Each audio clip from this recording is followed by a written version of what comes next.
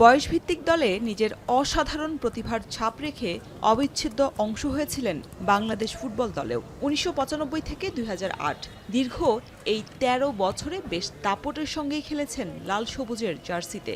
খেলা ছাড়ার পর হয়েছেন কোচ। দেশেরা এই কোচের মতে বাংলাদেশ দলের দীর্ঘদিনের স্ট্রাইকার সমস্যা কাটাতে বয়সভিত্তিক দল থেকে কাজ শুরু করতে হবে ফুটবলারদের। বিশেষ করে আসন্ন সাফ অনূর্ধ্ব-২০ চ্যাম্পিয়নশিপ সামনে রেখে দেশিদের পাশাপাশি সুলিভান ব্রাদার্সের মতো বাংলাদেশি বংশোদ্ভূত প্রতিভাবান খেলোয়াড়দের অন্তর্ভুক্তিতে এমন সুবর্ণ সুযোগ হাতছাড়া করা উচিত হবে না বলে মনে করেন এই কোচ।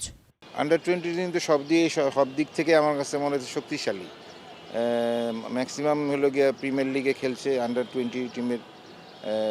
আন্ডার-19 যেহেতু এবার খেলার সুযোগ পেয়েছে জাতীয় দলে, মানে ঘরোয়া লিগে যে কোনো একটা প্লেয়ার আন্ডার-19 খেলতে হবে, বাধ্যতামূলক করেছে। তো সব প্লেয়ারই ঢাকা লিগে অলরেডি প্রিমিয়ার লিগ খেলা আমার মনে হয়, এবং তারা অনেক দিন ধরে তারা ক্যাম্প করতেছে, এবং বিদেশি কোচ, নতুন কোচ তারা পেয়েছে 1 মাসের জন্য। তো আসলে আমাদের এইজ লেভেলে সবসময় ভালো হয়, রানার আপ না হলে চ্যাম্পিয়ন হয় সবসময় এইজ লেভেল। এরপরে কিন্তু আমরা হারিয়ে যাই। তো আসলে এই টিমটাকে ধরে রাখতে হবে, ভবিষ্যতে কিভাবে ধরে রাখা যায় আর যেন ভবিষ্যতে জাতীয় দলে খেলতে পারে সেই পদ্ধতিটা চালু যাতে করে ফুটবল ফেডারেশন। বাফুফের সঠিক তদারকিতেই সম্ভব বয়সভিত্তিক দল থেকে সুমন রেজা, আরমান ফয়সাল, আকাশদের মতো আরও অনেক প্রতিভাবান খেলোয়াড়দের ভবিষ্যতের জন্য জাতীয় দলে নিয়ে আসা। ফুটবল ফেডারেশন কিভাবে কি করতে চাচ্ছে সেটা আমি জানি না। শরীফ রওশন, এখন, ঢাকা।